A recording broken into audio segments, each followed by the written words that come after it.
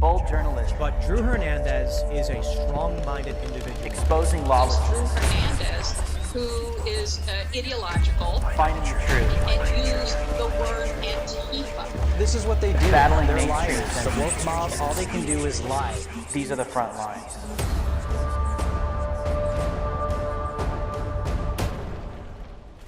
What's going on, thought criminals? Welcome to Frontlines. I am your host, Drew Hernandez. Insane weekend with the biggest news on the face of planet Earth, with President Trump returning to Twitter, Elon Musk reinstating his account, and lots of mixed reactions. Of course, the right is loving this move from Elon Musk, but the left is totally melting down, losing their minds, and jumping overboard, jumping off the ship that they once controlled and thought that they had their full hands upon, censoring all opposition, even cheering on censoring a sitting United States president. He is now back on the platform. We haven't seen any tweets yet as of right now. We will see if there will be any tweets coming from President Trump, but the meltdown is glorious to watch. And also, a tragic shooting at a gay bar in Colorado over the weekend is immediately being politicized by the far left without any of the investigations being announced. The same thing they did with George Floyd. They take something that happened without any information and they politicize it immediately to stir fear and chaos with their base. That is what they're continuing to do. And by the way, they're blaming these tragedies on accounts like Libs of TikTok. They're literally calling to kill her. The left is calling to kill her. They went from calling to ban her on Twitter. Now they're calling to kill her because they believe it is her fault. We got a packed show today. My name is Drew Hernandez. These are the front lines. Let's get straight into all of this. Well, breaking news over the weekend. Elon Musk restores President Trump's Twitter account. The people have spoken. Elon Musk announced on Saturday that Donald Trump, 45th President of the United States, will be reinstated to Twitter. He has. After an astounding 15 million votes in 24 hours, the majority of Twitter users voted in favor of restoring the former president's account. Look at that poll right there. Reinstate former President Trump. This was on Elon Musk's own Twitter account. 51.8% said yes. 48.2% said no. There's 15 million votes. And I believe Elon said the impressions of that poll were around 135 million impressions. So it's pretty huge. I mean, these are the same people that are like, oh, we want democracy. We want people's voices to be heard. We want their opinion to be known. We want their votes to count. But they're all losing their minds over this poll that the new CEO and owner of Twitter put up himself to determine whether the president should be allowed. It shouldn't even take a poll. I mean, if Elon is really about free speech, shouldn't everyone that's been banned for the most petty reasons should be allowed back onto the platform? Oh, but advertisers and this and that. Okay, well, we will see if he's really about free speech, because I guarantee you he's got a price tag over his head as well. But we're going to see if President Trump decides to tweet. Will that cause conflict with Truth Social? I can only imagine so, but we know this is a win for free speech on the surface level. Well, the leftists are jumping overboard, hanging themselves, losing control. They're screaming at the sky, screaming at the heavens. I want to show you guys just how bad this is on Twitter for these people. Here's one. Here's one individual reacting after Trump was reinstated. I just reported Trump's Twitter. We all need to start mass reporting him for everything he posts because you know it will be hateful. Let's get his ass suspended again. Interesting. He hasn't even posted anything. Here's another individual. Elon Musk has reinstated Donald Trump, a man who used his platform to spread medical disinformation and to incite a deadly insurrection, back onto Twitter. I have reported Trump's account for advocating violence, harassment. I encourage you to do the same. There's literally people on Twitter. I mean, this is what they've always done. Is they've started these communities, these mass campaigns to mass report people, to get them deplatformed and to get them censored into oblivion. And they're still trying to do it with, they're still trying to do it. They're trying to mass report President Trump, and he hasn't even tweeted anything yet, but the TDS is off the charts. Off the charts. If there was ever a moment, okay, there's been plenty of moments in American history where we could literally sit back and document the extreme TDS that these people literally have. Right now is a big one. He's not even saying anything, and these people's heads are exploding left and right. Here's another one that's tweeting. Clary Davis, read out. This person's a very interesting looking individual. Oh my effing God. No!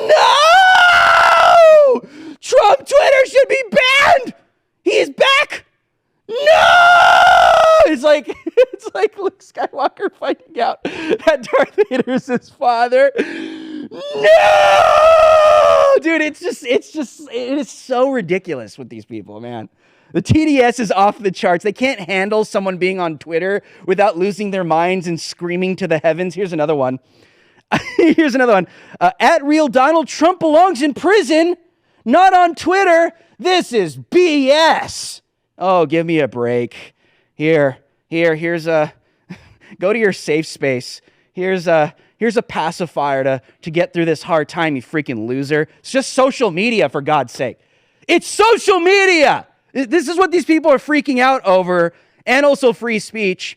Well, here's another one. From this time on, find me on Tribal. That's like the new alternative to Twitter that all the leftists, they're calling it the refugee social network alternative to Twitter. Everyone go to Tribal, all the refugees, because Donald Trump's going to come and slave us all because he has a Twitter account back. It's just so ridiculous. All the same lies and like Trump phobia that we've been hearing since he came down the escalator are continuing right now to this very second. It's not going to stop. It's never going to stop. And their phobia and their mental illness of this like scary fascist, Adolf Hitler 2.0 coming in the form of President Trump. It's never going to come. It never was real to begin with. But these people don't live in reality. They live off of phobia, and that is why they're controlled.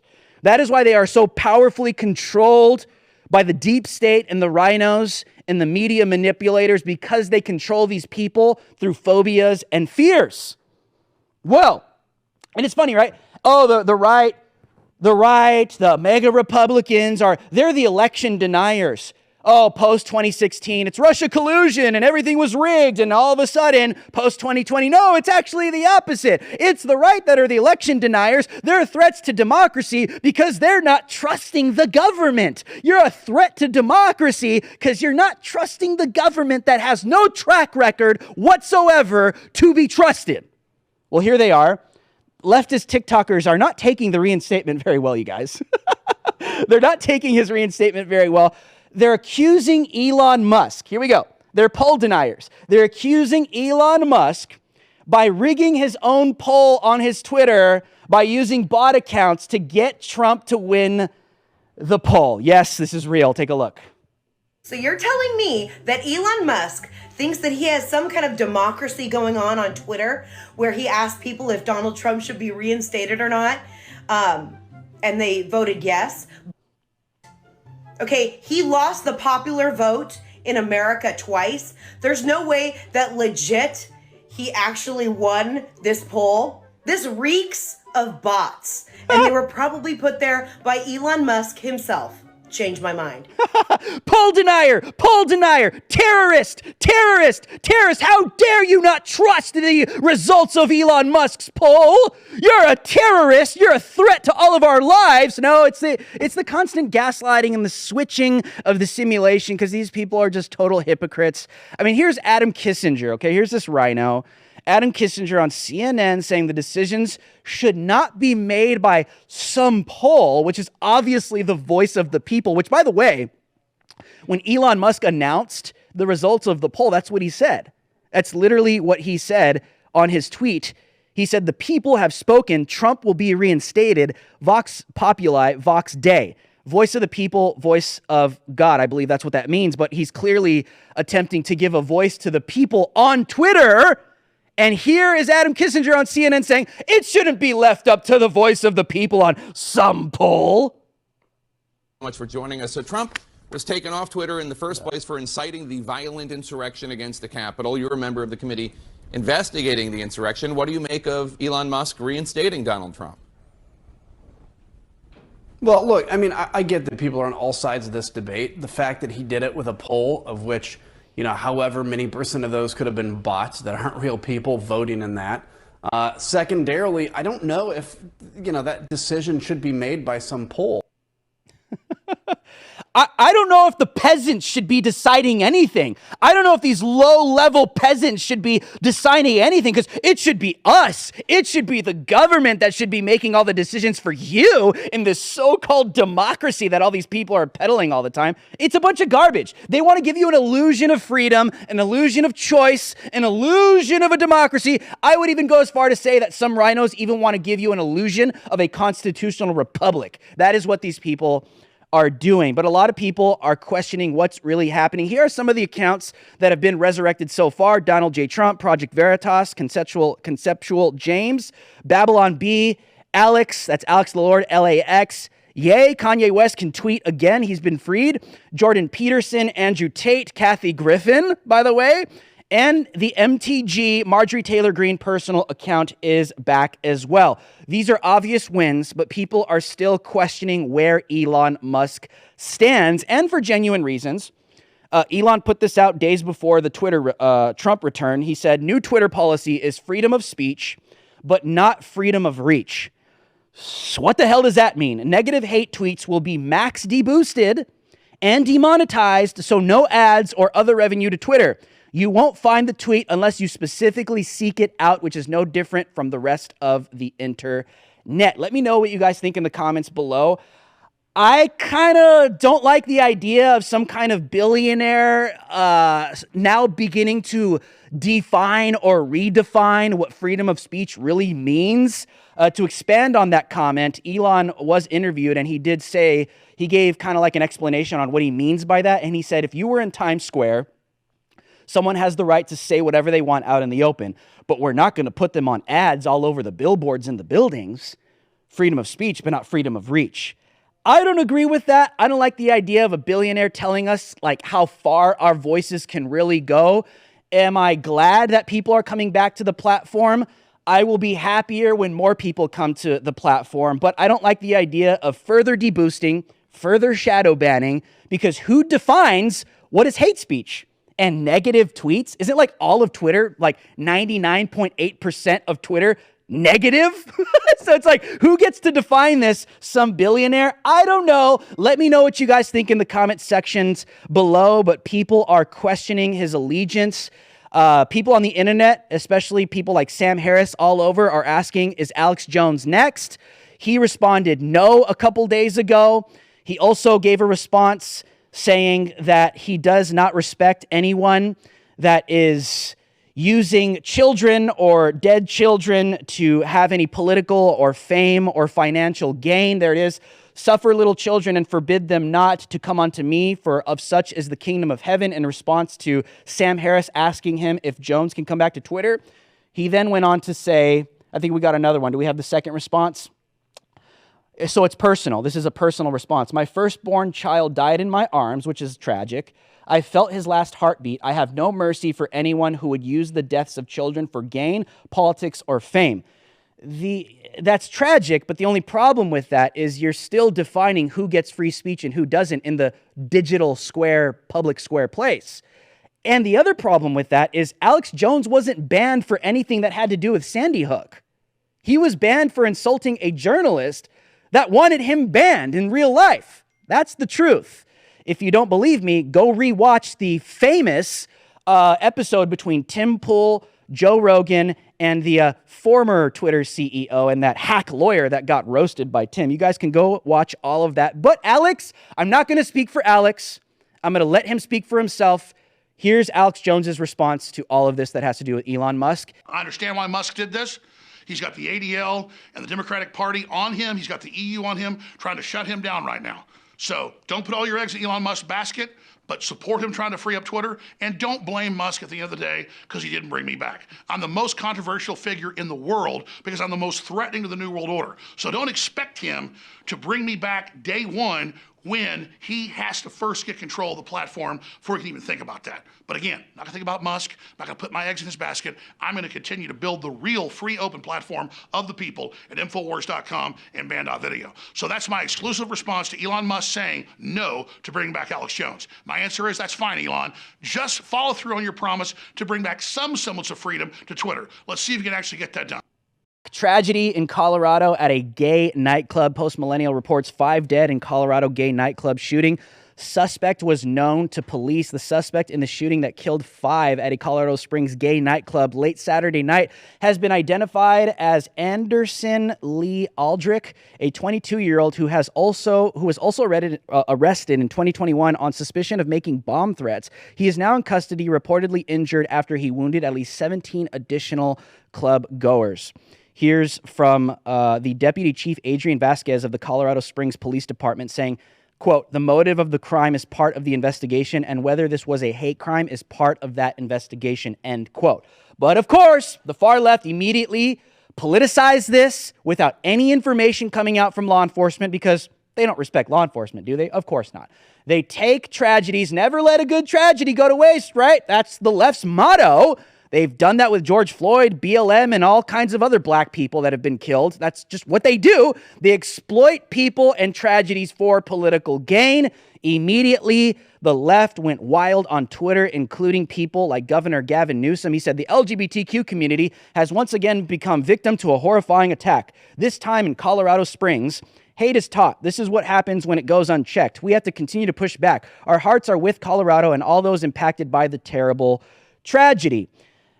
Other governors as well. Governor-elect Katie Hobbs weighed in as well with her takes, just further politicizing the LGBTQ community without any evidence coming forward. Nancy Pelosi as well. Nancy Pelosi weighed in with her take as well, of course, politicizing the LGBTQ community without any evidence. None of the investigation coming out. They pounce on communities and exploit them, kind of like the same thing they did with the Asians. Remember, it was like, stop Asian hate. White people are just beating all the Asians. And then they found out it was a bunch of black people actually beating all the Asians. So they pulled back on that one. It's the same thing all the time, continuously. And the far left is taking it so far with this politicization of this tragedy. They're even attempting to blame libs of TikTok, okay? Shia Raichik, right, the owner of Libs of TikTok, they are all tweeting towards her. Here's some of the tweets. They're calling for her death over this because she's exposed them like crazy. They're trying to connect the dots. Shia Raichik, owner of Libs of TikTok, is easily responsible for dozens, if not hundreds, of LGBTQ deaths at this point, and Elon Musk just a week ago left them a positive reply. How much longer is she, a terrorist, going to be allowed to have a platform? As if she called for this nightclub to be shot up. Of course she didn't, but they try and politicize it and connect all the dots because that's who these people are when it's Antifa and BLM who are the real domestic terrorists. Here's another one. This club had a drag show every Saturday. It's impossible to escape the horrifying conclusion that the escalating rhetoric against drag queens promoted by people like Shia Raichik, Libs of TikTok, Matt Walsh, and others created the environment where someone would do this. And here are the death threats. This is openly on Twitter. I think they've been deleted by now, but this is what's happening. I'm not calling for this. Just want to give context. I am not calling for this. This is what these people are calling for against Libs of TikTok, Shia Raichik. Someone needs to kill Shia Raichik for a change. Here's another one. Someone please kill Shia Raichik. That is all.